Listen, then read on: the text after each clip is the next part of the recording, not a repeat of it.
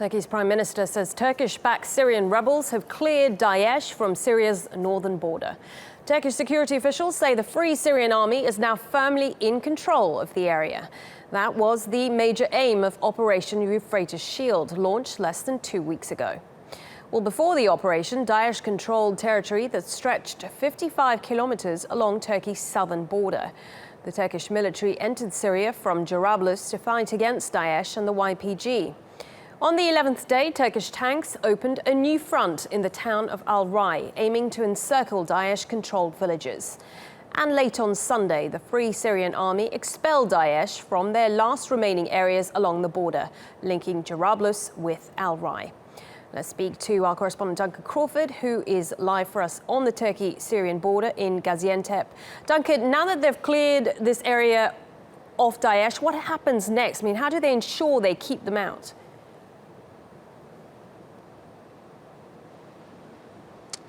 Well, presumably the Turkish military are going to have to stay there for a time at least to support the Free Syrian Army in those positions that they have taken. I mean, it has been a lightning-quick operation, this Operation Euphrates Shield, as it has been dubbed. If you think that Daesh have held these positions in some cases along the north of Syria by the Turkey-Syrian border for many years, and then in less than 2 weeks, the Turkish military, supporting the Free Syrian Army, have managed to push them back, push them out of these areas. Last night, the Turkish Prime Minister gave a televised statement saying that the Turkish military had achieved these goals. And in terms of what it means, I think, in terms of morale for Daesh, well, you know, this is a self-styled caliphate which believes it should expand and take over different parts of the world. It's doing the exact opposite at the moment. It is shrinking.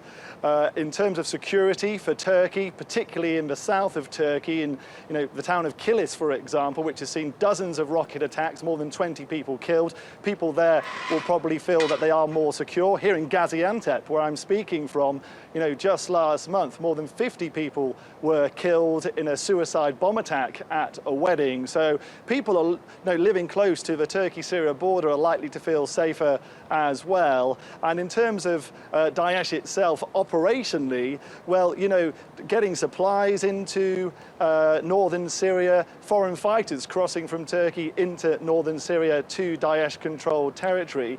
Now they are effectively cut off from the outside world, being sealed off.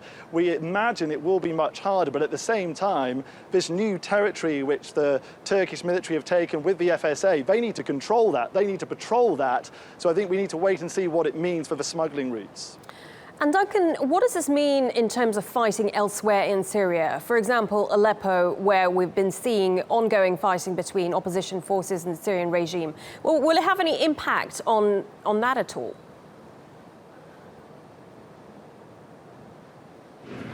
I don't think it will impact directly on what's happening in Aleppo, but obviously the situation there has changed very quickly as well in the last 24 hours or so. If I take you back to July, rebels, opposition fighters in the east of Aleppo, they were cut off effectively from the outside world because Syrian regime forces had encircled the city. The regime controls the west, Syrian rebels control the east. Then last month, opposition fighters managed to, break through, it's the Castello Road, open up this gateway to the outside world once again to get some supplies into this besieged area where, more than a quarter of a million people live there in absolutely desperate conditions, facing constant bombardment. But what we've seen in the last 24 hours is the Syrian military, the Syrian regime, launching airstrikes, bombarding this area, and they've managed to once again cut off those rebels who are still fighting in the east of Aleppo.